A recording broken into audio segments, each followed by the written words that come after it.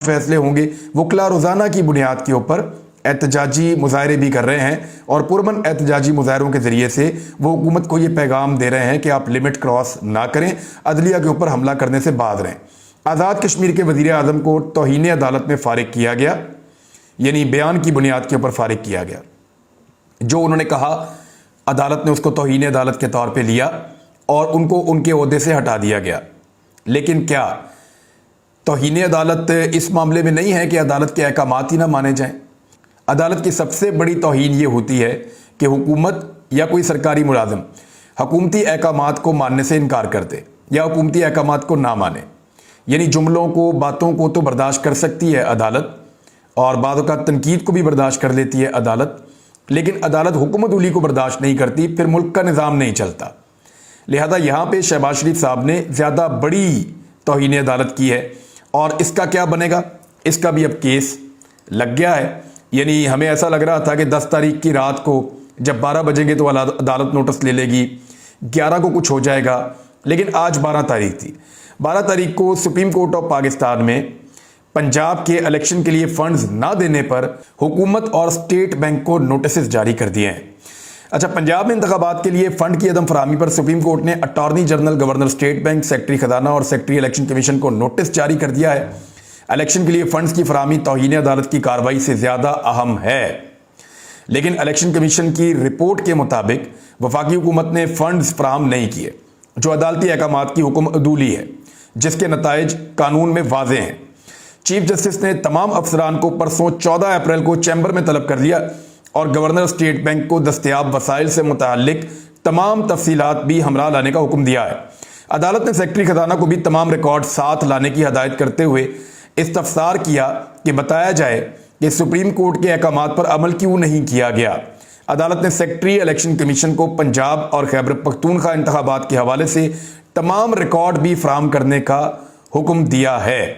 इसके अलावा मैं आपको यह बताता हूं कि जो सुप्रीम कोर्ट का नोटिस है उसके ऊपर लिखा हुआ है मोस्ट इमीडिएट, और जुम्मे वाले दिन ये केस लगा है। वैसे जुम्मे वाला दिन इतना अच्छा नहीं होता अदालत में PMLN का या इंपोर्टेड हुकूमत के लोगों का या PDM का।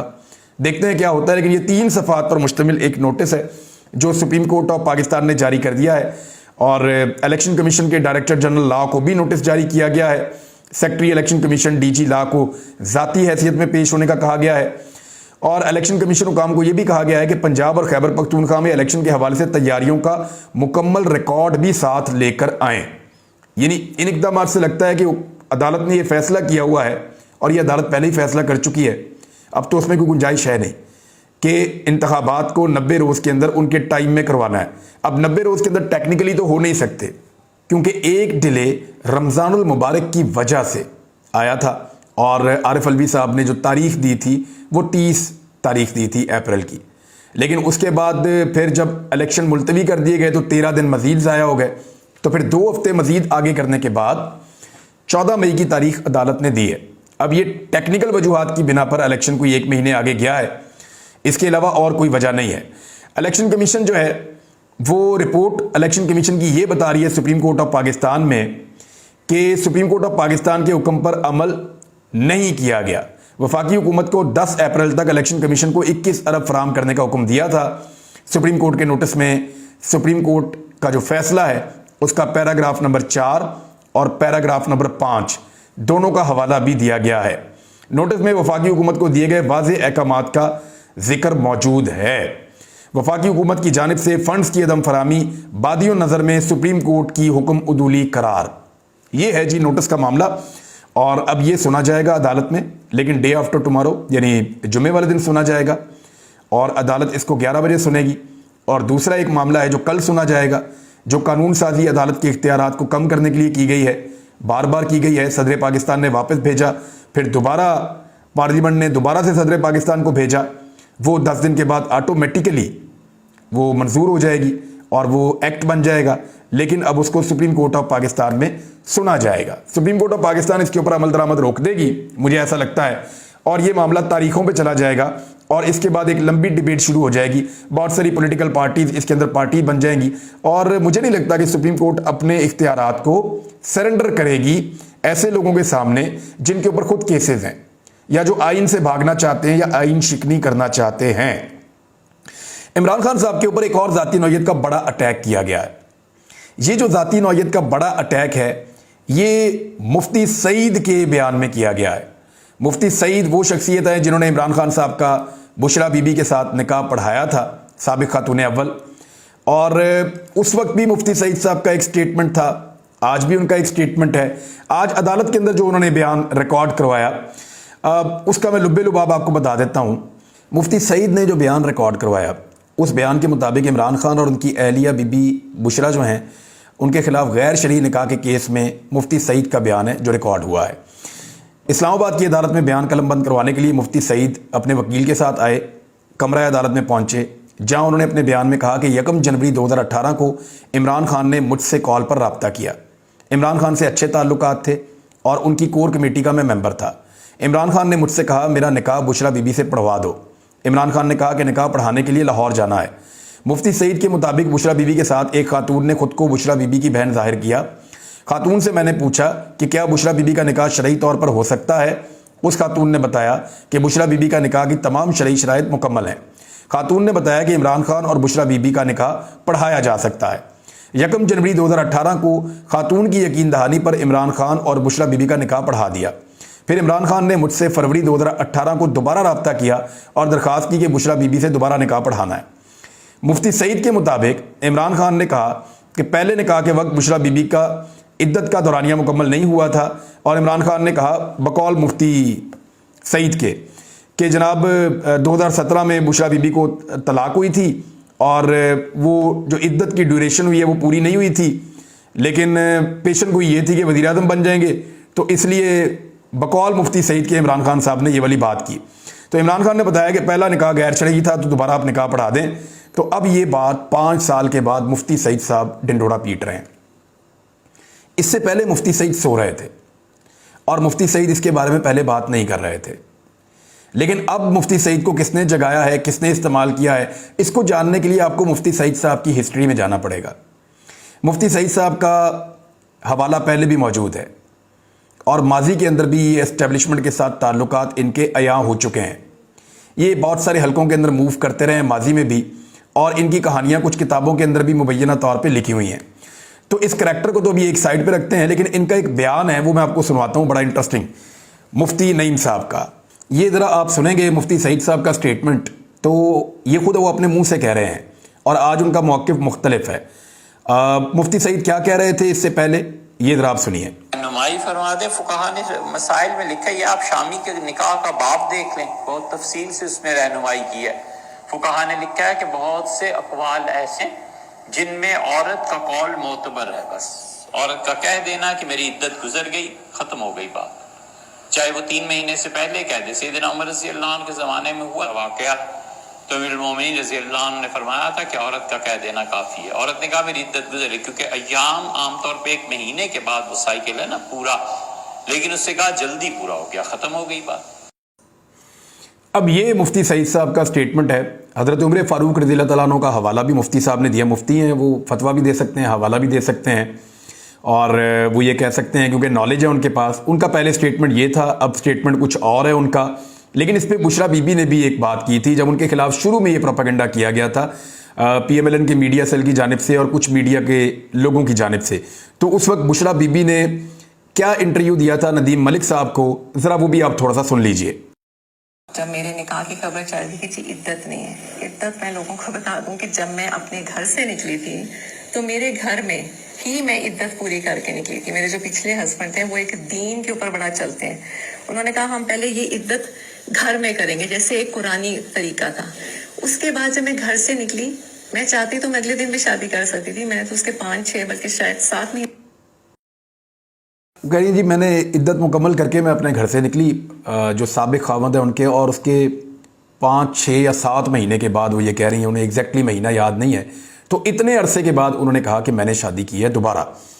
अब ये मुफ्ती सईद को दोबारा मार्केट में लॉन्च किया गया है और वो आए हैं, उन्होंने स्टेटमेंट दिया। इससे पहले ये बताया गया था कि मुफ्ती सईद उम्र पे जा रहे हैं और वो उम्र की सआदत हासिल करेंगे, लेकिन फिर अचानक बहुत जल्दी में ये किया गया, बड़ी फुर्तियाँ दिखाई गई।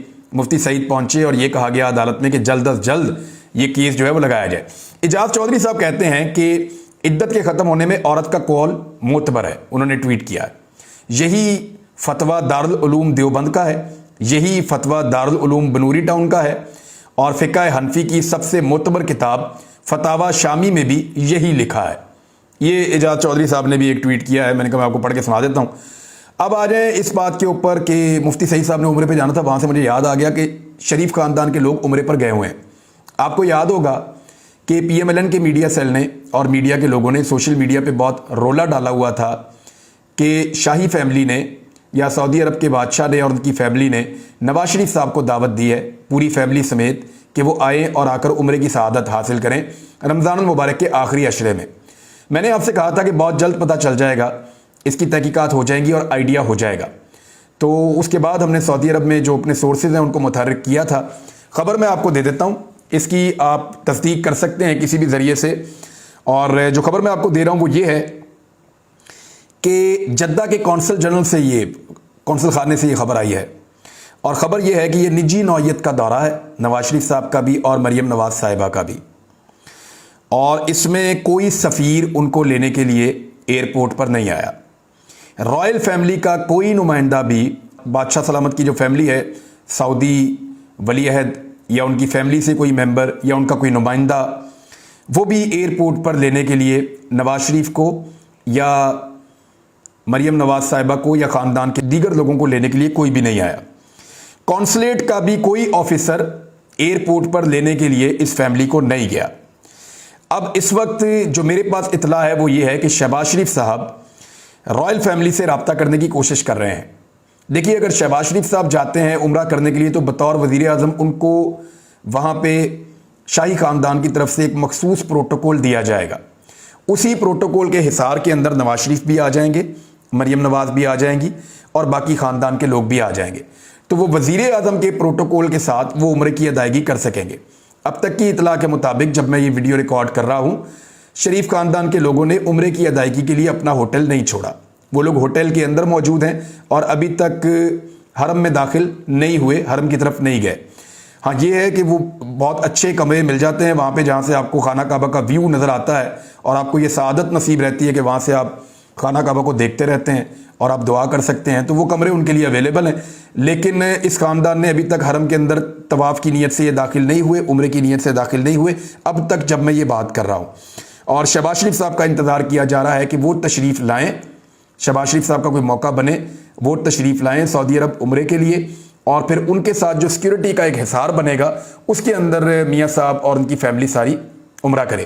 ادروائز ایک انفارمیشن میرے پاس اور ہے اس میں، وہ انفارمیشن یہ ہے کہ شہباز شریف صاحب کی گورنمنٹ سعودی رائل فیملی سے رابطہ کرنے کی کوشش کر رہی ہے کہ نواز شریف اور مریم نواز صاحبہ کو پولیٹیکلی ایکسپوز ہونے کی وجہ سے سیکیورٹی فراہم کی جائے اور پروٹوکول فراہم کیا جائے، جس کا ابھی تک بندوبست نہیں ہو سکا۔ اگر ابھی تک بندوبست ہوا ہوتا تو اب تک وہ نکل کے حرم میں داخل ہوتے، اور انہیں جانا چاہیے، بالکل عمرہ کرنا چاہیے، اور کسی کو بھی رستے میں رکاوٹ نہیں بننا چاہیے۔ یہ عبادات کی جگہ ہے، یہاں پہ کسی قسم کی پولیٹیکل ایکٹیویٹی نہیں ہونی چاہیے۔ بہرحال وہ عمرے کے لیے ایک سیکیورٹی کا پلان چاہتے ہیں کہ ان کو سیکیورٹی فراہم کی جائے تاکہ وہ حرم سے نکل کر واپس اپنے ہوٹل تک جائیں اور پھر مدینہ منورہ کے لیے وہ ٹریول کریں۔